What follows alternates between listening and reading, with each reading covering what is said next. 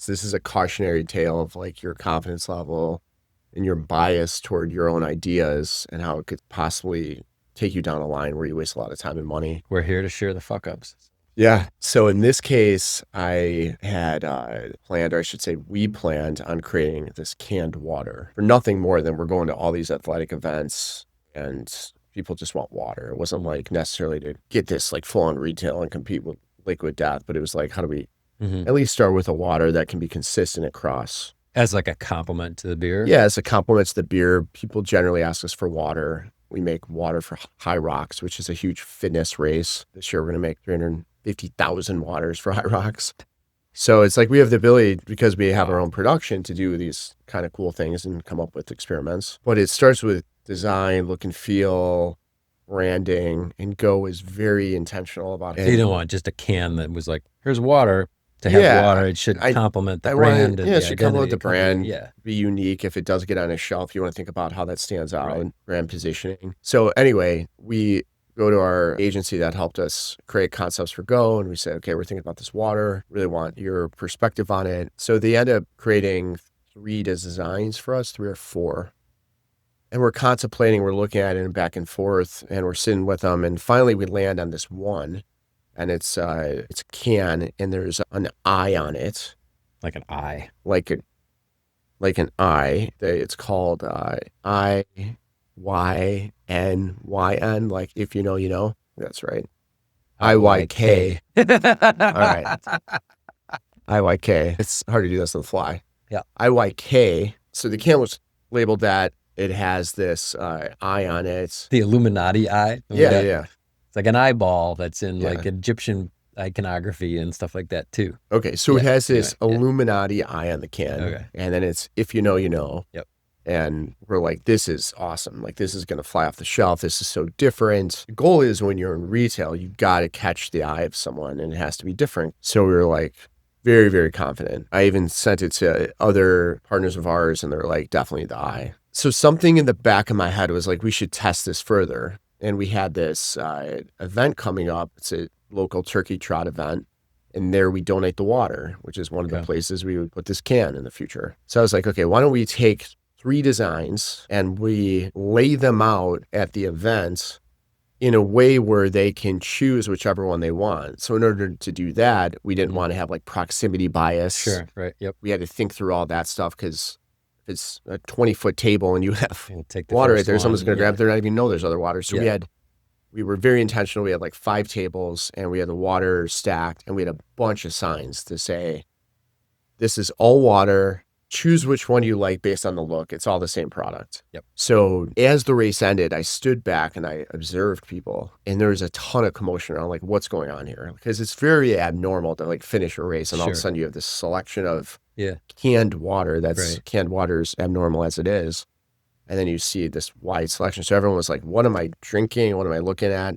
And I saw people pick up this eye can, look at it, and were like kind of mortified from it. Really? They were like scared and taken aback almost. A lot of people like, essentially like, this is creepy. And then they would put it down.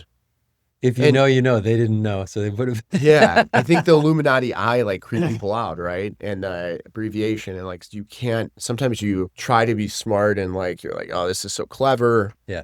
And I was seeing this play out in front of me, so I'm watching this happen. Okay, it happened once, then it happened again and again and again, and throughout a half hour after this event, I started looking at like, what are people gravitating to the most and what are people not? And by far and away, people were not grabbing this water with the Illuminati eye. The one, and that was the one that we thought would win. Yeah. Well, this is a really good test to see how the public would react to this product because there's no bias from them. You know, they're coming in. We took the proximity bias away. We took all that away. And what we found at the end is like people hated that design. Like they didn't like it. It creeped them out. So why would we think that would be a lot different in retail? Okay, well, if it's not going to work in retail, there's probably a better design we could put online and a better design we could put at these events. So let's move forward with that. That's exactly how we tested. So when I think about that, it's far different. So wait, what were the other 2 cans? Like, were they slightly different? Were they very different? Can 2, let's call it, was all yellow and it had like a danger symbol in there, like almost like road danger ahead. That was picked up fairly frequently. Didn't look creepy, but it looked like, whoa, is this dangerous? Maybe. Like, so maybe that's why people didn't pick it up. And then the third one, we actually took a new beer design that we were coming out with, knowing that that was never going to be the water, but to see how people reacted to that. But they didn't know it was a beer either. It was our Freedom Amber, the second Freedom we made. So it had this really cool eagle on it, and by far and away, people gravitated to that the most because it was just a really cool artsy design, just like. So you knew you were going to use that as a beer? We knew we were going to use that as a beer, and if no one grabbed that, that would have been not good. Right. It just goes to show you like how you're kind of inside the bottle. Yeah. And sometimes you can't read the label. Yeah. Because you're so biased with all the stuff that's going on in there. And that was a big wake up call to say, like, we can't be smarter than our customer. We can't think we're smarter than our customer. Yeah. So then we started to ask a lot of questions online because that scales really well. So every time a customer purchases a product to this day, we'll ask a question. Before that question was, what resonates with you in terms of shopping and retail for non-alcoholic beer? Aside from the style, what else is it? And put in a few structured options and then an option for, an open field. And by far and away, people said flavor profile. That was number one. And they liked variety. So that is what led us to create the beer club, which we have today. So just by listening to our customers, but I will not create another product without getting real feedback, not just feedback internally. So if you don't have an event, some power tips that I used to do for marketing campaigns is I would run a Facebook, or back in the day, I would run a Google ad campaign, and I would have a bunch of variations of ads. A lot of them were testing like copy, and I would look at the click-through rate. That's all I would look at. It's like, what are people clicking on? This is the analog version of click-through rate. It's which cans are people Exactly. grabbing. So you can test a lot of things in very creative ways, but I highly recommend doing a bigger sample size than just your internal team. Yeah. Did you learn to do this, or was it always just kind of instinctual in terms of testing, right? And I know you test a lot of stuff in terms of processes online, and you have a lot of background online, but that notion of like, well, wait a minute, we better do this in the real world too. You might have heard, I went to a conference in 2010. It's kind of like SEO Moz. It was search engine. It was SMX. And there you heard speakers, and I think one of them may have alluded to doing some testing. I don't think they went into the depths of it, but testing online through Google Ads. And then from there, I just took it to another level, because at the time there was something called Google Consumer Surveys. There was the ability to test a ton of ad copy. There's Optimizely, which was groundbreaking back then, when you could change the colors of buttons, CTAs on the website. And I would do that constantly for our automotive dealers. And I used to have this idea that when you shop for a car, it says get e-price, but there's a price under.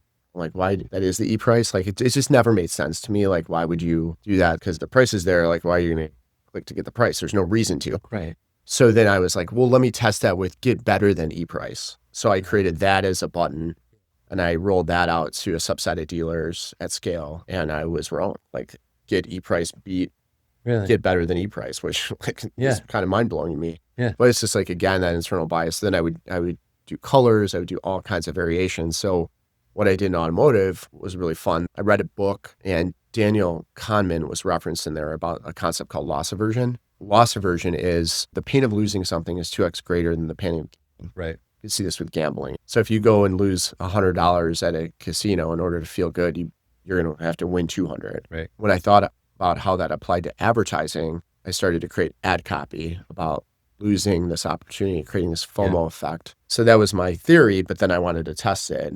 And I took a Mercedes dealer, Fletcher Jones, which is the number one in the United States, and I said, hey, I'm going to test these concepts. And I put them online, did a Google AdWords campaign, had all these variations, and by far and away, Don't Lose Out had the highest click-through rate versus like sale. Yeah. So Don't Miss, you're giving this kind of fear of like, oh shit, I'm going to lose something. And you have this loss aversion kick in, so you lean into it. So then that kind of led down this huge experimentation path. And since that day, I've been experimenting like crazy of everything I could think of, and just like really unique ways to get in front of people. Do you ever get to the point where you're like, I've experimented enough, staying away from Yeah. paralysis from analysis kind of thing. And I learned that through Optimizely. So Optimizely was this software tool. I think it still exists today. And it gave you what's called statistical significance. Uh-huh. And that is the number of people that have to respond before it doesn't matter anymore. Yeah. And then there's a confidence level that comes with that. So if, for example, the delta is really small between someone responding, the test can go on a lot longer because you don't have significance. Mm-hmm.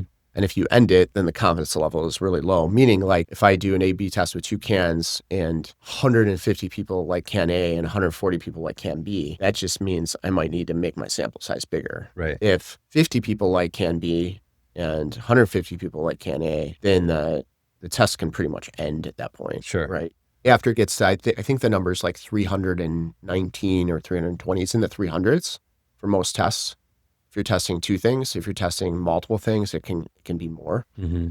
And then again, you have a confidence level after that to say like, okay, it's still not 100%. You take it to a much bigger sample size. And it also depends on geography too. Like you can do something here that's not going to work in California. So you have to take that into consideration on what you're doing. But it was a lot of fun to be able to do that. So on our website today, once I get past like 350 survey results, just rounded up, then I kind of change the question. Does this come up a lot when entrepreneurs are coming to you for advice? I don't know if I should do this or this. And it seems like the answer is we'll test both and see, and they haven't even considered that option. I wish I got that question. It's usually a lot more basic stuff than that. Like I'd love to get technical when it comes to that. Or like, hey, how do you determine what's going to perform better than something else? You can't get paralysis by analysis where you're looking at things too much and you're overanalyzing and then you never start. So some of this is like hunch, you got to go. Some of it is like, okay, I need to test. You're not going to test every little thing. It'll take you forever. Right. But I do think in today's day and age, with the technology we have at our fingertips, it'd be bad not to test basic things. Do you want to get into the high rock stuff? Because you mentioned it and I didn't realize you make that many waters, or we could save it for... We'll see if there's an interest there. I'm curious if people want to know more about how we think about activations in real life. So if you do, leave a comment, send us a message. Happy to dive into that. My fear is that it's not going to be as applicable to people, but I will say that we just try to meet the customer where they are and think about where we're going to be, and we show up in that way, and we don't try to force something that doesn't make sense with that audience. Makes sense. Awesome. All right. Thanks, buddy.